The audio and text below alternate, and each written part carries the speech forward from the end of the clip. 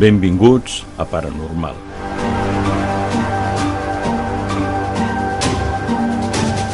Un programa de CEMI Produccions per a Ràdio Fogars.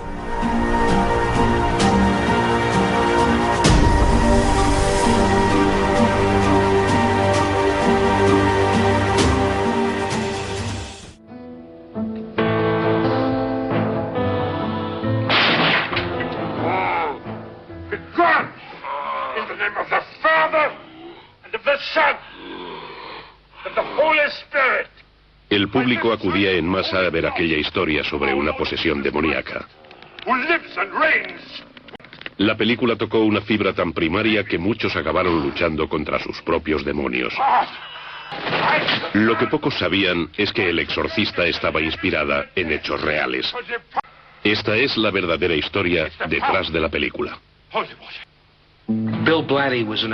Bill Blatty estudiaba en la Universidad de Georgetown cuando ocurrió aquello y empezó a tomar notas.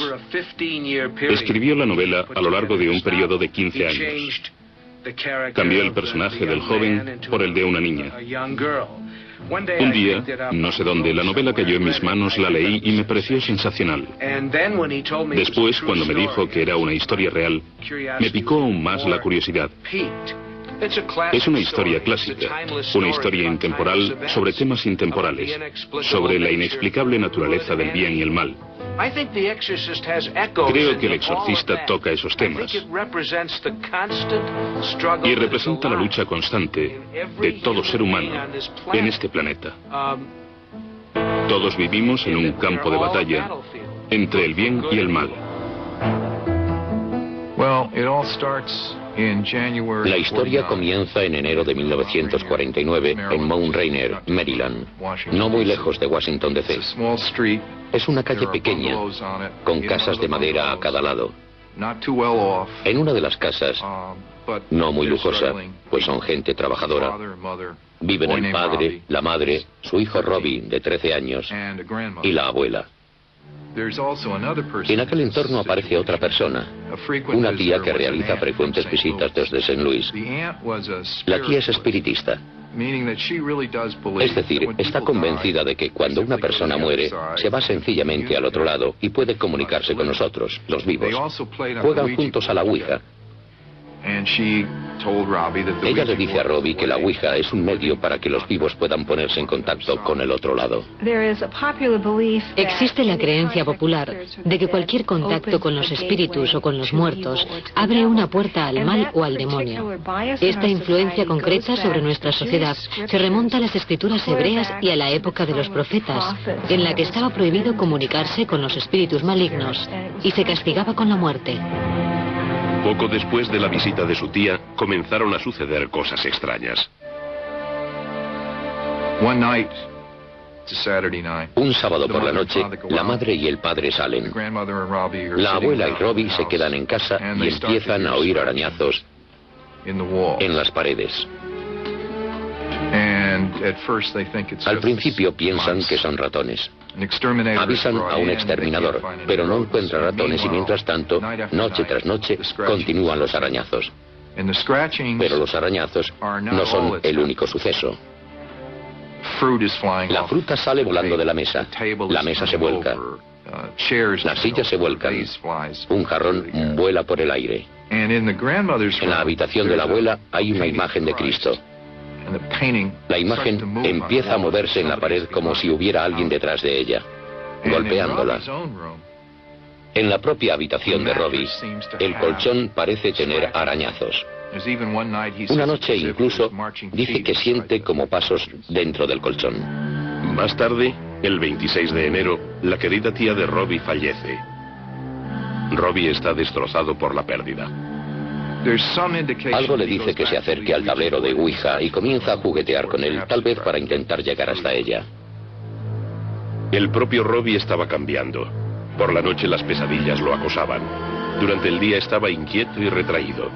Y mientras, los sucesos extraños continuaban a su alrededor. Aquella situación se prolonga durante un tiempo hasta que la familia recurre a un pastor luterano, el reverendo Schultz. Schultz cree en la parapsicología, la idea de que los objetos pueden volar porque nuestra mente es capaz de hacerlos volar. Cuando trabajaba en el Instituto de Parapsicología, encontré ciertos documentos relacionados con el caso. Por ejemplo, la correspondencia entre J.B. Rhine y el padre Schultz. 21 de marzo de 1949, Dr. J.B. Rhine, Departamento de Parapsicología, Universidad de Duke. Estimado Dr. Rhine, hay en nuestra congregación una familia que está sufriendo fenómenos paranormales. Dichos fenómenos suceden solamente en presencia del hijo. Lo tuve en mi casa la noche del 17 al 18 de febrero para observarlo personalmente. Una butaca se movió estando él sentado y lo tiró al suelo. Se llevó al chico a su casa, probablemente porque pensó que estaba engañando a sus padres, y se dijo a sí mismo, si lo llevo a mi casa no podrá engañarme tan fácilmente. Pero descubrió que allí las cosas seguían moviéndose y se sintió bastante conmocionado. Dijo que llevó al chico hasta la cama y que cada vez que trataba de acostarlo, la cama empezaba a temblar. Después comentó que colocó el colchón en el suelo, pero el colchón se deslizó con el chico debajo de la cama. No puedo explicar científicamente que la cama se moviera, ni creo que la ciencia pueda explicarlo. Tenemos unos fenómenos paranormales que rodean a un adolescente, una persona que atraviesa un profundo estrés, un conflicto psicológico. Entonces, de alguna manera su energía se proyecta desde su cuerpo a través de un mecanismo desconocido. Es muy posible que exista una explicación científica que aún no comprendemos, del mismo modo que la gente del siglo XVII no habría comprendido la electricidad. He dejado al muchacho al cuidado de la Clínica de Salud Mental del Condado, en donde es atendido por la doctora Mabel Ross, de la Universidad de Maryland.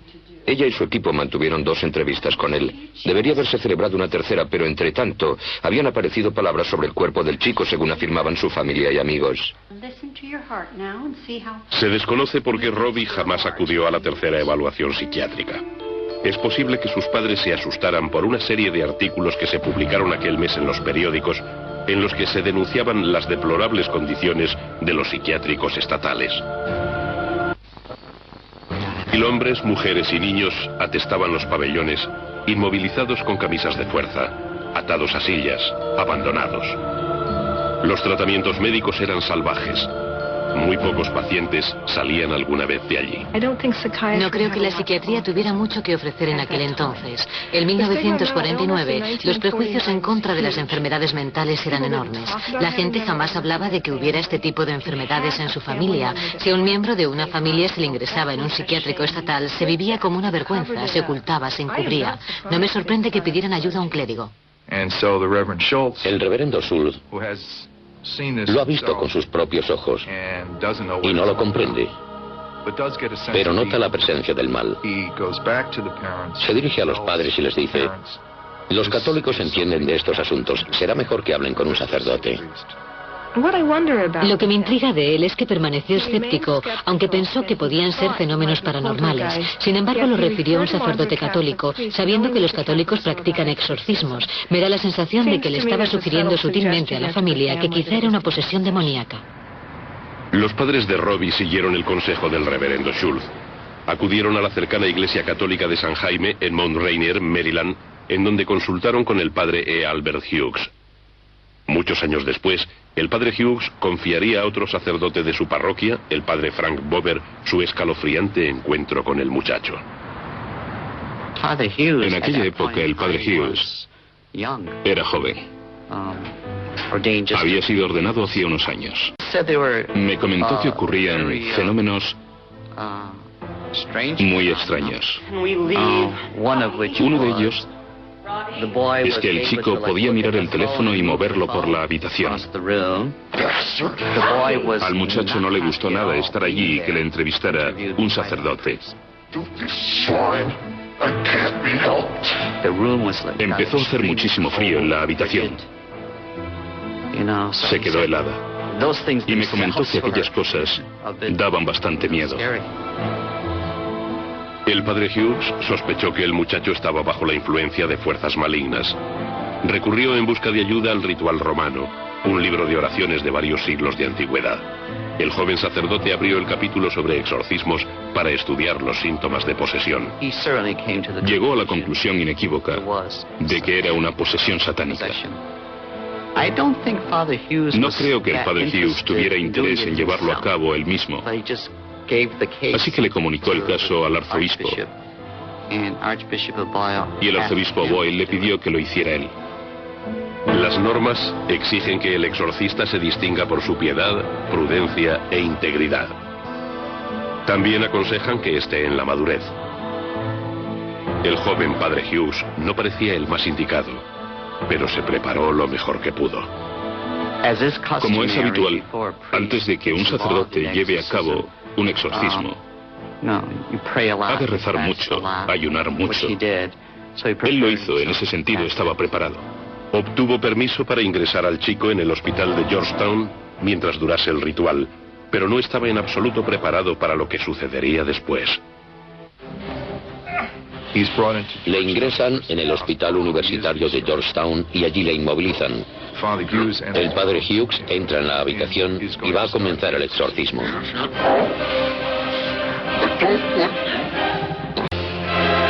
Robbie arrancó un muelle de acero de la cama y le desgarró al padre Hughes el brazo izquierdo desde el hombro hasta la muñeca. Necesitó más de 100 puntos para que se le cerrara la herida.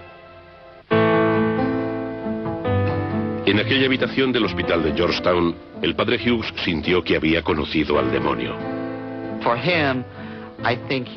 Creo que él pensó que no era lo bastante fuerte, teológica o espiritualmente, para enfrentarse a aquello.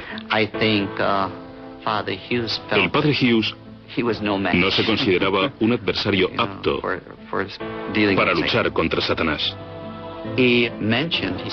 Me dijo, a menudo pensamos que algunas cosas como Satanás, las posesiones y los exorcismos no son reales, que son cosas que quedan relegadas a las supersticiones.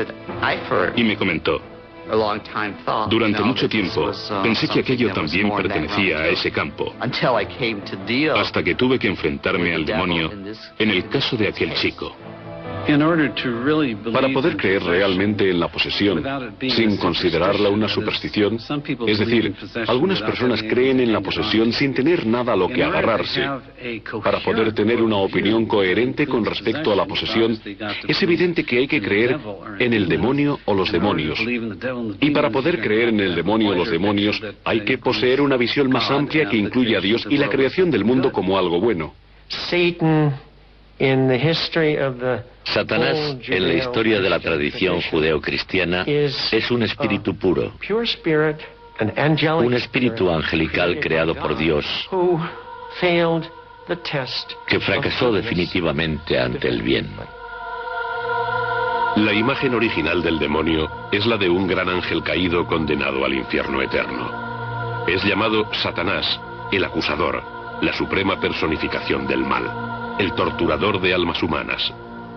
¿Fue el demonio quien indujo a Robbie a atacar con tanta violencia al padre Hughes? ¿O había plantado el propio ritual de exorcismo la semilla de la sugestión en la mente de un joven impresionable?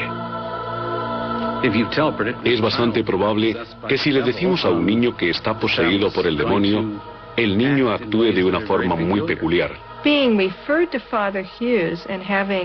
El hecho de ser enviado al padre Hughes y de que éste le practicara un insólito ritual debió ser una experiencia muy impactante para él. Creo que en el fondo el chico se sentía realmente furioso por lo que estaba haciendo el padre Hughes. Y eso me sugiere que éste movilizó la rabia y la ira que Robbie tenía enterradas. Una de las preguntas que siguen sin respuesta en relación al caso de este chico es qué era lo que había pasado en su vida. La gente dice que era muy normal, y él también, pero de repente empezaron a suceder cosas que desde el punto de vista psiquiátrico se consideran perturbaciones muy inusuales y graves en un entorno totalmente normal. Me pregunto si no le habría hecho a alguien algo que él no había contado. Entonces deciden ir allí, y poco tiempo más tarde, la madre se despierta una mañana. Él está en el cuarto de baño y se oye un grito. Entra en el cuarto de baño y ve escrita la palabra Louis, L-O-U-I-S. Ve esta palabra escrita con sangre como si se la hubieran arañado en el pecho. Ella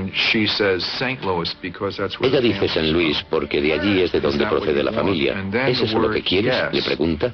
Y la palabra sí aparece arañada con sangre en su cuerpo. Entonces deciden ir a St. Louis.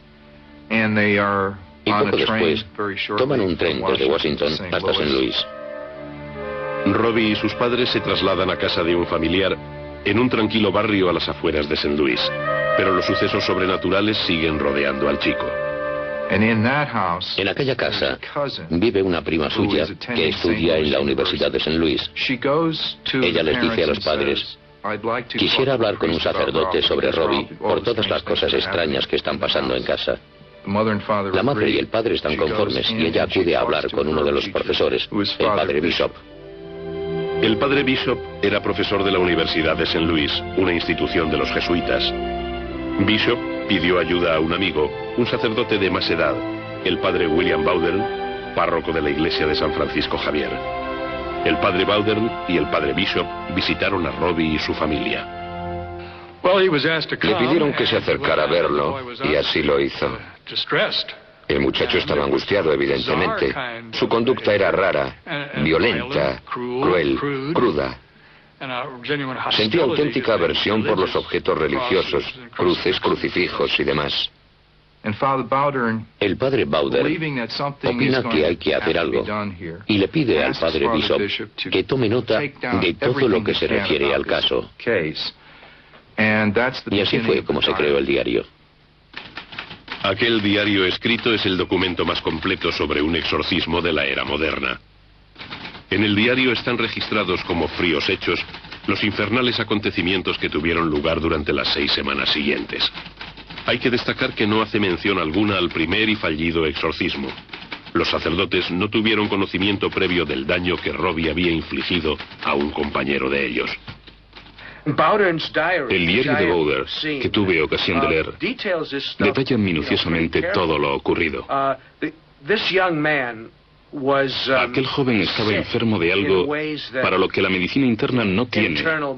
No tenía cura entonces, ni creo que ahora tenga forma de curar. El diario comienza con las primeras visitas de Bowdern y Bishop a casa de la familia en St. Louis, mientras trataban de dilucidar qué le pasaba al muchacho.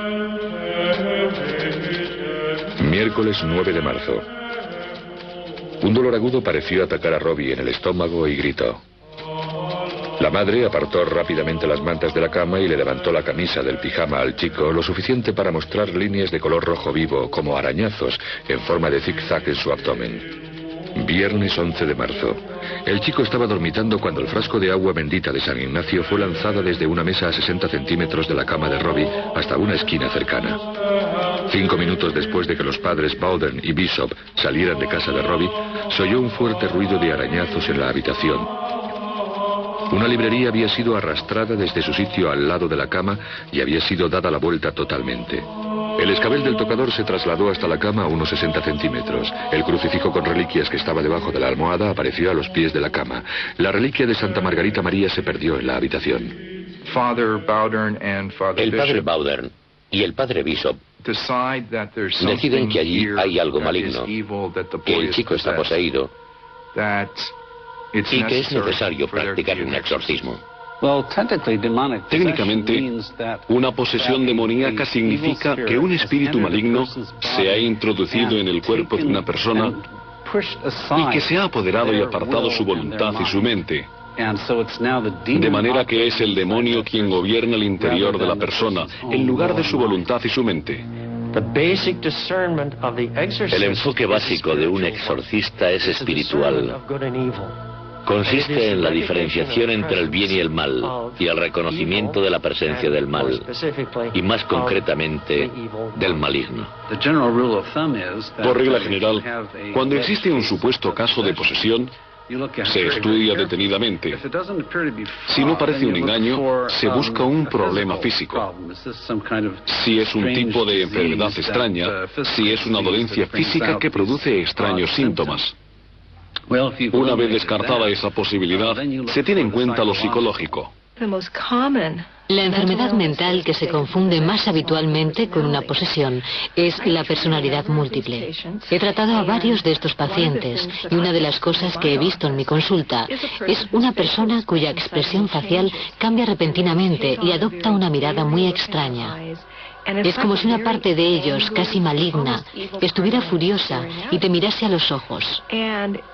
Si no sabes qué es lo que sucede, te puede parecer una posesión demoníaca. El motivo para que fuera derivado a un exorcista fue precisamente porque los psiquiatras no podían ayudarlo. Pues el problema no era psiquiátrico en absoluto, ni tampoco psicológico. Era un problema con el maligno. Martes 15 de marzo. Ha temblado el colchón como siempre. La reliquia de Santa Margarita María fue arrojada de la almohada. El movimiento del colchón se prolongó durante 2 horas. El padre Bowdern comunicó a su superior, el arzobispo Ritter, sus descubrimientos. El arzobispo Ritter está de acuerdo en que debe practicarse un exorcismo y decide que el padre Bowdern sea el exorcista, para sorpresa del propio padre Bowdern. Se sabe que el padre Bowdern dijo: vaya, ¿por qué me asigna ese trabajo? Tengo otras cosas que hacer. De modo que lo empujaron a hacerlo.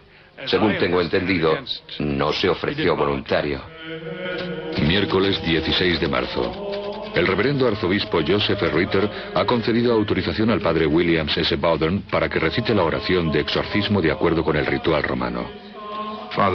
El padre Bowdern llama a un joven jesuita que aún no es sacerdote, Walter Halloran, que había llevado algunas veces al padre Bowdern en el coche de la parroquia y le dice: quiero que me lleves a un sitio. El padre Bowdern se me acercó cuando íbamos a cenar. Me dijo que debía salir a ver a unas personas aquella noche y me pidió que lo llevase. Yo le contesté: por supuesto. Los padres Bowdern y Bishop y el señor Walter Halloran llegaron a la casa entre las 10:15 y las 10:30 de la noche. Entré en la casa sin tener la más remota idea de lo que estaba pasando. Él estuvo un rato charlando con la familia. El niño estaba presente. Después dijo: bueno, será mejor ponerse manos a la obra. El chico subió a su dormitorio y se puso el pijama. Bowdern dijo: vamos allá. Subimos y el padre Bowdern dijo: empezaremos diciendo unas oraciones. Creo que lo primero que me llamó la atención fue que el frasco de agua bendita voló a través de la habitación y se estrelló contra un escritorio en una esquina. Yo estera de rodillas a los pies de la cama y enseguida la cama empezó a subir y a bajar así. Él me dijo que no tuviera miedo. Después, entrada la noche, y a raíz de las reacciones del chico, fui encajando las piezas y comprendí que estaba practicando un exorcismo. Durante el primer praequipio hubo una reacción inmediata. 3 grandes rayas paralelas aparecieron sobre el vientre del muchacho. A partir de entonces, cada vez que se pronunciaban los nombres de Nuestro Señor, de su Santa Madre o de San Miguel, aparecían arañazos en las piernas, los muslos, el vientre, la espalda, el pecho o el cuello del chico. Era como si alguien cogiera una barra de labios y me dibujara una X en el pecho. Se veía así de claro o más. Algunas personas sufren ciertas reacciones en la piel. Una de las formas de llamarlas es edema angineurótico. Lo que hacen es tocarse con una uña y provocarse una marca roja muy llamativa. Sucedió muchas veces mientras yo estaba allí. Le podía ver las manos. Él no lo estaba haciendo. Si su piel era increíblemente sensible, pudo frotarse contra cosas, aún teniendo las manos a la vista, para causarse los arañazos. Una de las marcas corporales más claras era un dibujo del demonio en la pierna derecha de Robbie y la palabra infierno grabada en su pecho. En un momento dado le apareció una marca en un hombro. Parecía una caricatura del demonio, con cuernos. Si realmente existiera el demonio, ¿por qué iba el demonio a dibujar un retrato de sí mismo, que corresponde con la imagen que nosotros nos hemos hecho de él? Que le apareciese la imagen del demonio me pareció la prueba definitiva de que estaba sucediendo algo que no tenía nada que ver con lo sobrenatural. Sé que al principio, la primera vez que pasó, nuestro primer impulso fue pensar, ¿qué ha sido eso? La imaginación puede jugarte malas pasadas. Por eso, una de las reglas es no interpretar las cosas. Jueves 17 de marzo. Las órdenes de la fórmula causaron violentas reacciones en Robbie. La nueva fase del caso comprendía escupitajos diabólicos. Te escupía con una puntería asombrosa. Te acertaba en plena cara a 1,5 metros de distancia. Robbie escupió a los 3 hombres que lo sujetaban. Escupió al padre Bowden, que estaba leyendo las plegarias del exorcismo. Tenía los ojos cerrados, pero acertaba a pesar de la tela que sujetaban cerca de su cara. Entonces decía, te he dado bien. ¿O qué te ha parecido eso? Lo cual era bastante extraño porque cuando se le pasaba aquello no tenía ni idea de lo que ocurría. En una ocasión me estaba limpiando la cara con una toalla y me preguntó, ¿qué está haciendo? Me estoy limpiando la saliva que me has escupido a la cara, le respondí. Viernes 18 de marzo. Robbie rezó el rosario con el sacerdote junto a su cabecera. Las letanías a Nuestra Señora de Fátima las repitieron al unísono. Sábado 19 de marzo. Los exorcistas llegaron a casa de Robbie a las 7 de la tarde. Robbie se retiró a las 8 y el exorcismo se reanudó. Parte de los fenómenos incluían gritos violentos y carcajadas diabólicas. Lunes 21 de marzo. La familia de Robbie no lograba dormir y la madre hubo de acudir a un médico, así que nos pareció mejor trasladar a Robbie a un hospital. Hay un hospital en St. Louis regido por los hermanos de San Alejo. Los hermanos de San Alejo son una comunidad religiosa de hombres católicos que data de la Edad Media, principios de la Edad Media. Fue fundada para cuidar a las víctimas de las epidemias, para atender a las personas de las que los demás huían horrorizados. Ellos estaban dispuestos a aceptar al chico. Le instalan en una habitación sin picaporte por dentro y con barrotes en la ventana. Pues es una habitación del pabellón psiquiátrico del hospital. Y allí continúa el exorcismo. El lenguaje de Robbie se volvió grosero y obsceno. Dijo haber conocido a uno de los padres en el infierno. Le dijo, me sorprende verte aquí.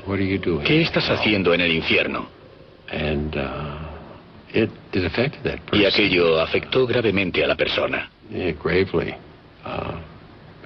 A partir de entonces, no volvió más a ayudarnos. El padre Bowden decide que sería buena idea que el muchacho se convirtiese al catolicismo. Viernes 1 de abril. Después de una recaída en la posesión tras 5 días de respiro, la madre, el padre y Robbie acuerdan que lo más apropiado es que Robbie sea bautizado al catolicismo. Creo que iba a ser su tío quien lo llevara a la iglesia de la universidad. Allí es donde sería bautizado. Robbie sufrió uno de sus ataques. Comenzó a decir, ¿con qué vais a bautizarme? ¿Y creéis que me expulsaréis con la Sagrada Comunión? Robbie agarró el volante del automóvil y su tío se vio obligado a aparcar junto al bordillo para controlarlo. Fue angustioso para los que iban en el coche, porque temían que fuera a estrellarse contra un poste, contra otro coche o algo así. El padre y el tío lo sujetaban en el asiento de atrás y su tía iba al volante. A pesar de estar estrechamente vigilado, Robbie saltó para atacar a su tía mientras conducía. Llegan a la iglesia. La pelea continúa en el coche. Bajan a la acera y sujetan al muchacho con fuerza. Cuando el padre Bowden lo ve, decide que el chico no debe entrar en la iglesia por temor a que la profane. Llevan al muchacho a la rectoría de al lado y lo hacen subir por las escaleras. Robbie sufría ataques intermitentes. Se siguió el procedimiento habitual para bautizar a los niños. Complementaron el bautismo con una cantidad generosa de agua bautismal.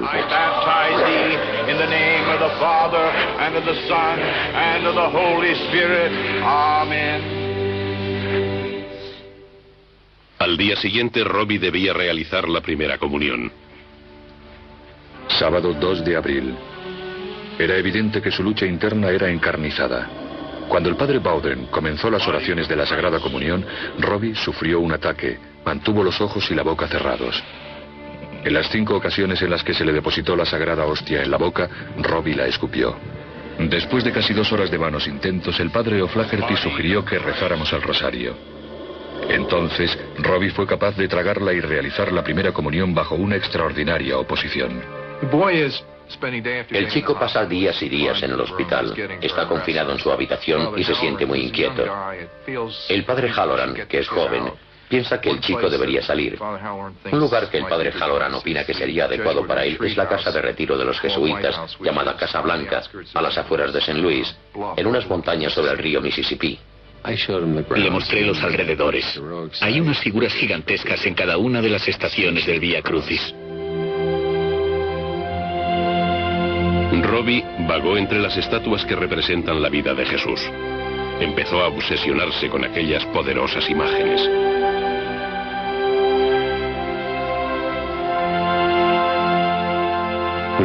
Y cuando llegamos a la 12ª estación, echó a correr.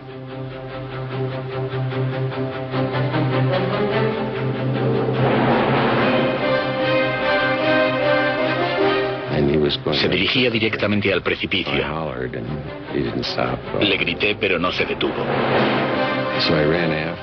Salí corriendo tras él. Y finalmente me lancé y le paré los pies. Estábamos a esta distancia del borde del precipicio cuando nos paramos. Enseguida se despertó y me dijo: ¿por qué me está agarrando? No recordaba nada en absoluto. Y yo sentí un escalofrío cuando pensé: ¿y si el chico hubiera saltado?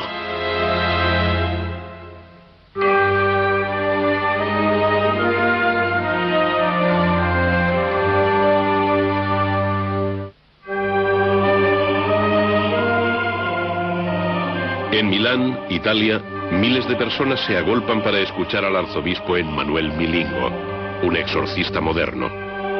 Es considerado un sanador del cuerpo y el espíritu. Cuando empecé a tratar a personas endemoniadas, tuve que aprender a ver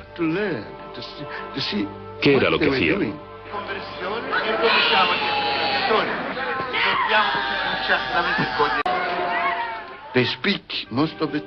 La mayor parte del tiempo hablan en idiomas que nunca en su vida han hablado. Y son muy violentas. Son capaces de saltar o de volar. Verlas es aterrador. Incluso cuando estoy solo, si estoy solo y la persona endemoniada está conmigo, se acurruca en una esquina. Se acurruca inmediatamente en una esquina. Sabe que no estoy solo. Nunca estoy solo. Me acompaña el poder de Dios. Dios y los ángeles. Siempre digo que lucharé contra el demonio con uñas y dientes durante el resto de mi vida.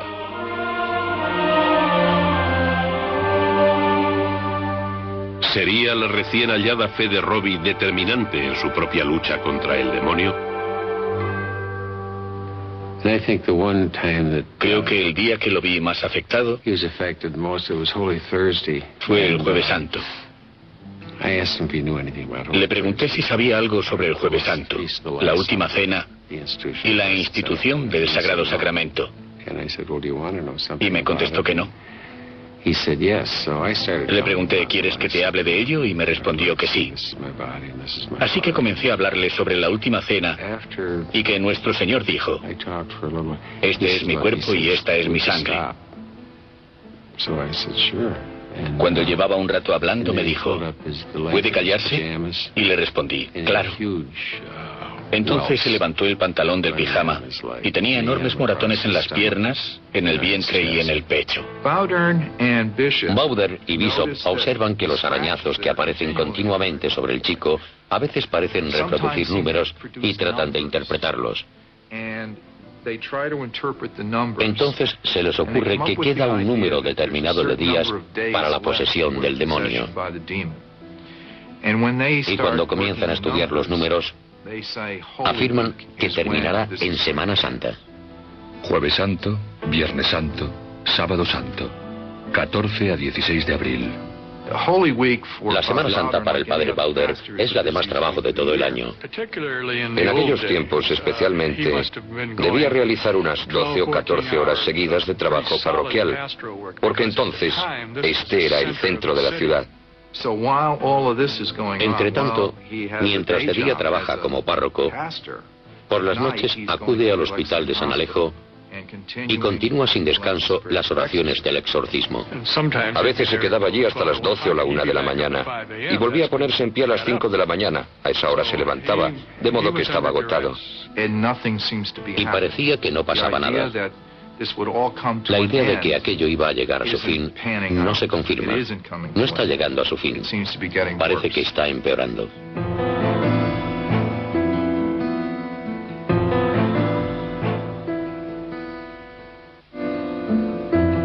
El día de Sábado Santo, el padre rector trajo una figura colorista del arcángel San Miguel. La figura fue colocada en la habitación de Robbie. Hay que destacar que las oraciones del exorcismo más efectivas eran las dedicadas a San Miguel. Llega la Semana Santa, cuando se supone que acabará todo, y no se acaba. Pasa la Semana Santa y después llega el lunes de Pascua. Lunes 18 de abril, 8 de la mañana. Robbie se despertó con un ataque dando patadas al hermano junto a su cama. Saltó de la cama, cogió el frasco de agua bendita, amenazó con arrojárselo al hermano y después lo salpicó con agua bendita. Finalmente arrojó el frasco a lo alto y lo estrelló contra el techo. 10 de la mañana. Sufrió posteriores ataques mientras recibía la comunión. Robbie lograba decir, deseo recibirte, pero el demonio se reía y decía, eso no es suficiente. La voz dijo, no me iré hasta que no sea pronunciada cierta palabra. Pero el niño jamás la dirá. Lo que hacíamos parecía tan inútil a veces. Bowden estuvo fantástico. Dijo, hemos empezado esto y seguiremos adelante hasta que se haya terminado. 10:45 de la tarde. Tuvo lugar el suceso más sorprendente de la noche. Robbie sufría un ataque, pero yacía tranquilo. Con un tono claramente autoritario y dignidad, una voz se abrió paso entre las oraciones.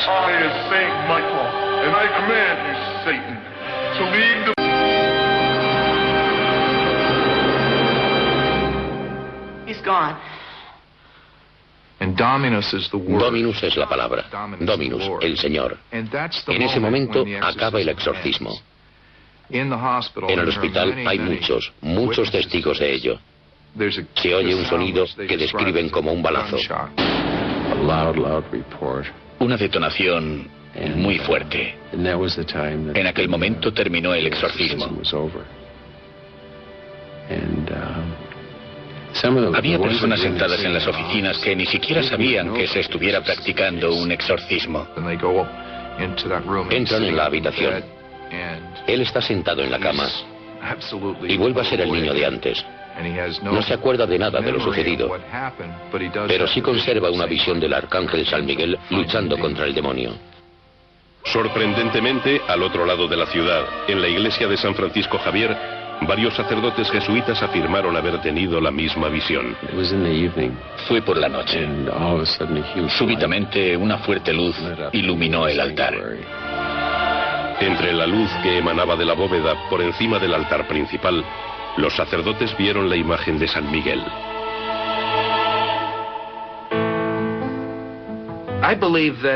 Creo que aquel caso ocurrió tal como se contó.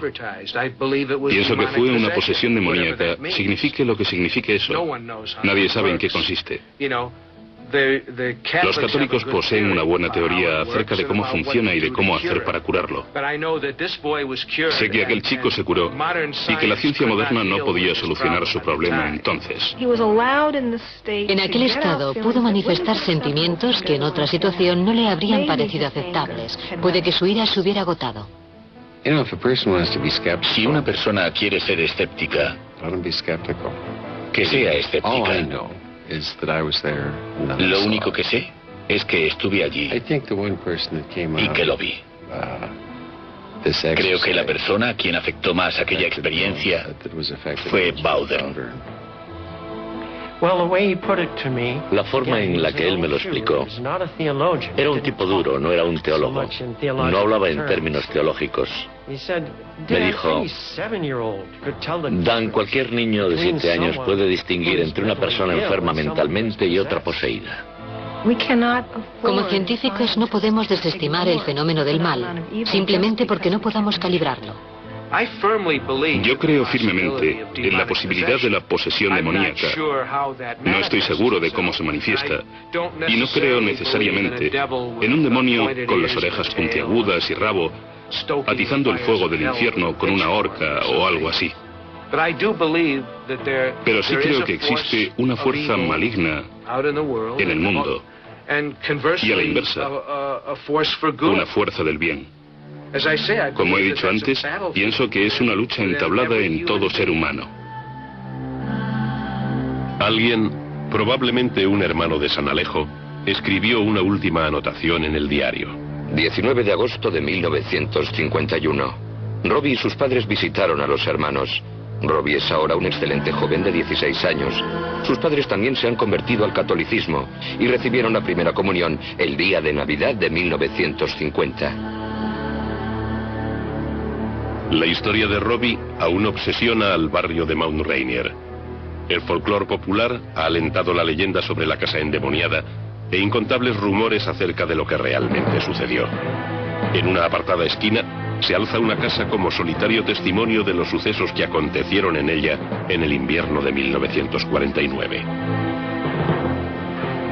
A pesar de todos los detalles contenidos en el diario y de los testimonios de las personas implicadas, existen multitud de preguntas que permanecen sin respuesta.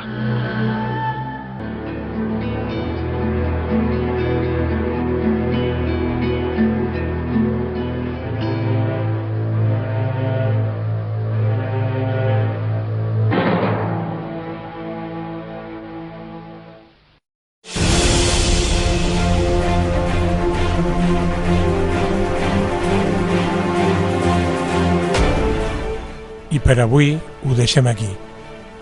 Ens retrobarem el proper mes a l'Hora Bruixa. I recordeu, hi ha altres mons, però són en aquest.